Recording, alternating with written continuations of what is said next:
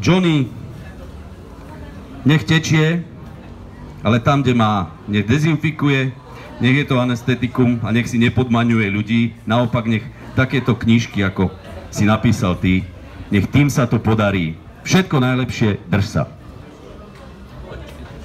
Ja by som len povedal, že chýba mi tu trochu Braňo Mojsej pri tomto obrade.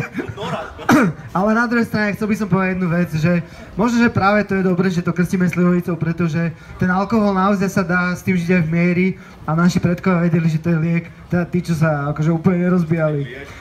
Ale preto chcem, teda prajem tej knižky, aby tá kniha bola zdravá, aby tí ľudia, ktorí ju čítali, aby boli zdraví, aby ju čítalo hrozne veľa ľudí. Čo môžeme? Tam sa môže dívať. Všetci pozeráte dolu, no.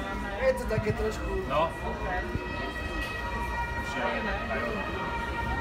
Tak čo, ideme liať? No tak poď liať, lebo nie je čo povedať.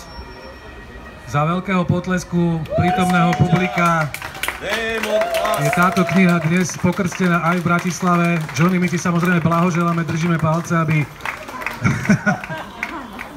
aby ju teda prečítalo čo najviac ľudí a v tomto prípade ani nejde o peniaze, však áno. V tomto prípade ide iba o to, aby proste ten obsah tej knihy padol na tú úrodnú pôdu.